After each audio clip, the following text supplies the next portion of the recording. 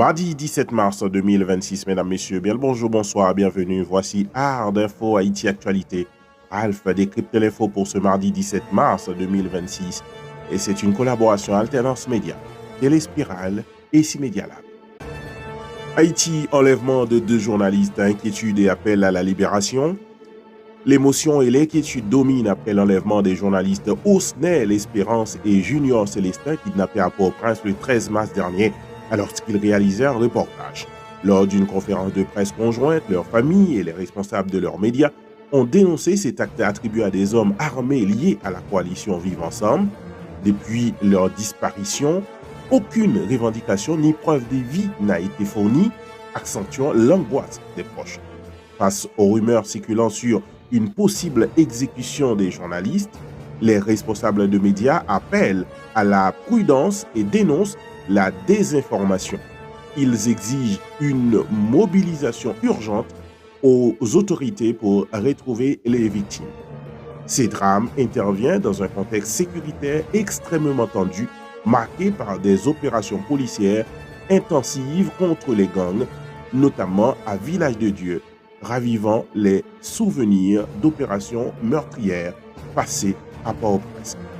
Alternance Média, Téléspirale et Cimédia Lab se joignent à toute la presse haïtienne pour réclamer la libération urgente des 2 journalistes kidnappés. Toujours en Haïti, offensive policière au centre-ville de Port-au-Prince, progression stratégique de la police nationale d'Haïti.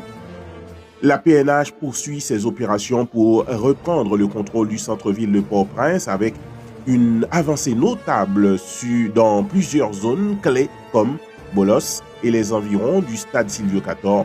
Pour la première fois depuis plusieurs années, ces quartiers sous emprise criminelle voient un retour progressif des forces de l'ordre. Appuyés par des blindés et des engins lourds, ces interventions ont permis d'éliminer plusieurs membres de groupes armés et de récupérer des armes de guerre, dont un fusil M16. Parallèlement, les habitants commencent à fuir ces zones longtemps contrôlées par les gangs armés, signe d'un basculement sécuritaire fragile mais significatif dans la capitale haïtienne. Haïti, élection, dialogue entre le Conseil électoral provisoire et le secteur privé.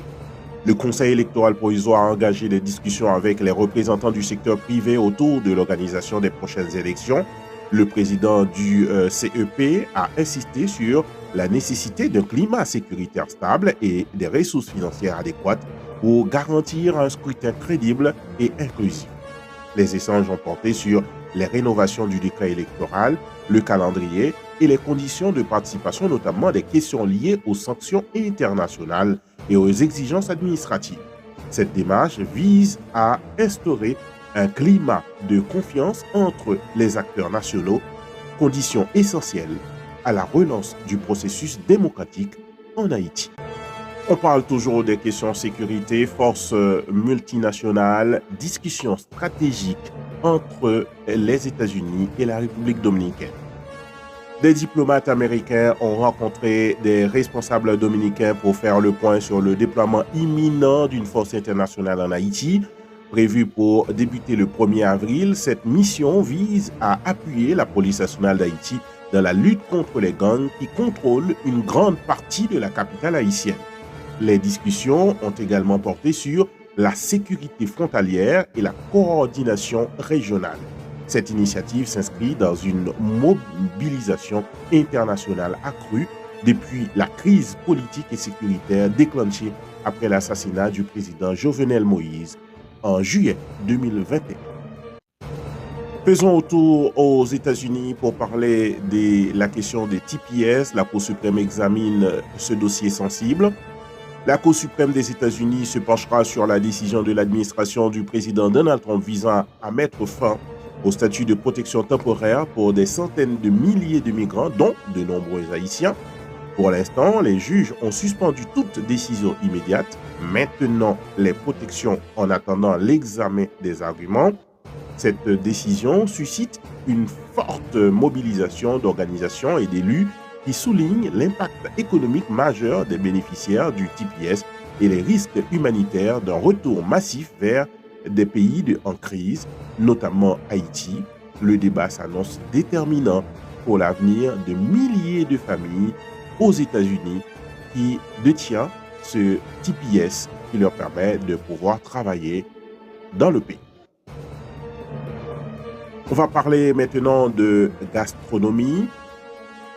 Gastronomie, une chef haïtienne honorée à Paris, la chef Carline Jeanne Irantus, a été intronisée à l'Académie culinaire française, une reconnaissance prestigieuse qui souligne l'essor de la gastronomie haïtienne à l'international.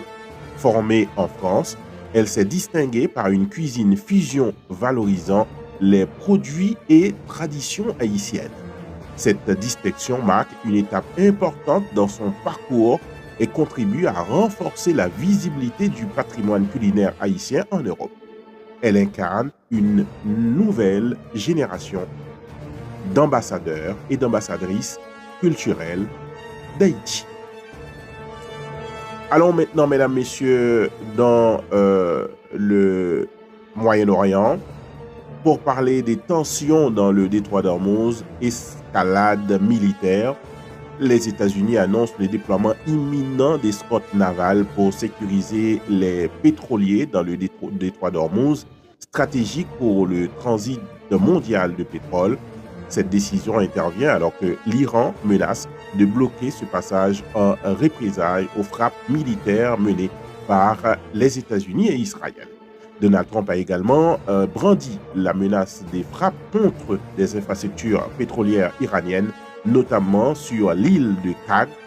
Dans un contexte de guerre ouverte, les tensions restent extrêmement élevées avec des implications majeures dans l'économie mondiale et la stabilité régionale. Voilà, mesdames, messieurs, tout ce que vous deviez savoir sur Haïti et sur le monde pour ce mardi 17 mars 2026. L'analyse à Hard Info, la conjoncture actuelle relève une double dynamique critique. Une dégradation sécuritaire persistante en Haïti malgré une intensification des opérations policières et une dépendance accrue à l'international, à l'aide internationale ou à l'intervention internationale pour stabiliser le pays.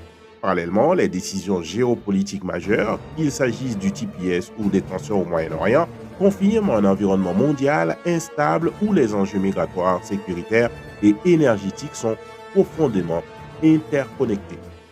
C'était là, madame, messieurs, le Hard Info pour aujourd'hui.